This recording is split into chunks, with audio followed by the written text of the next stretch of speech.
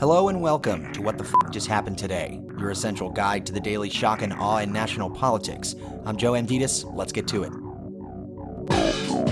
It's Tuesday, December 22nd, 2020. Welcome to day 1433. Deaths in the United States are expected to top 3 million for the first time, making this the deadliest year in United States history.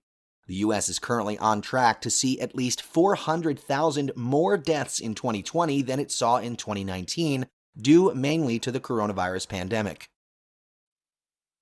Meanwhile, the Senate approved more than $900 billion in emergency economic relief, government funding, and tax cuts shortly after the House passed the same package, which now heads to Trump's desk.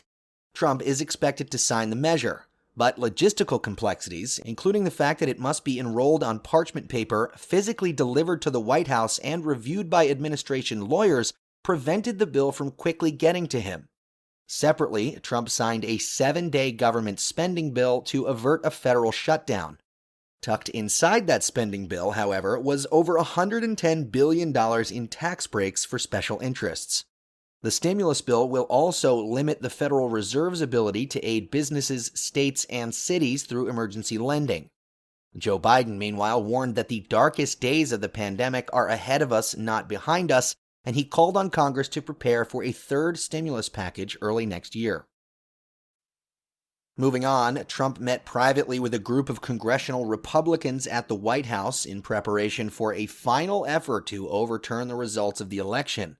The discussion reportedly focused on a contingent of House and Senate Republicans who are committed to objecting to the election results, prompting a marathon debate on the floor on January 6th, which would roll into January 7th. Representative Mo Brooks said there are plans to challenge the results in 6 states, which could lead to about 18 hours of debate. Brooks said the group also met with Mike Pence, who will preside over the joint session of Congress when lawmakers certify the Electoral College votes on January 6th. Trump has been complaining about Pence, who he views as not fighting hard enough for him. In particular, Trump reportedly views Pence's constitutional duty to certify the election result as the ultimate betrayal. Trump also lashed out at Mitch McConnell for acknowledging Biden's victory, sending Republican senators a slide taking credit for McConnell's career that said, "Sadly, Mitch forgot," a reference to his June 19th tweet endorsing the Senate leader. Meanwhile, Russian hackers accessed dozens of email accounts used by senior officials at the Treasury Department. Senator Ron Wyden, the top Democrat on the Senate Finance Committee, said the agency suffered a serious breach beginning in July, the full depth of which isn't known.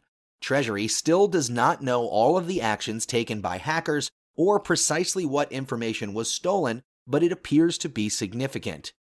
Treasury Secretary Steve Mnuchin said, "I can assure you we are completely on top of this," but did not explain how the Russian intrusion was not detected for more than 4 months.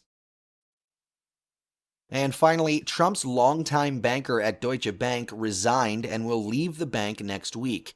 Rosemary Vrablic oversaw more than $300 million in loans made to Trump's company since 2011. Vrablic's longtime colleague Dominic Scalzi also resigned. That's all for now. You can find the links and sources for all of these stories on the main website. And as always, visit whatthefjusthappenedtoday.com for the latest news and headlines. Until next time, I'm Joe Amditis.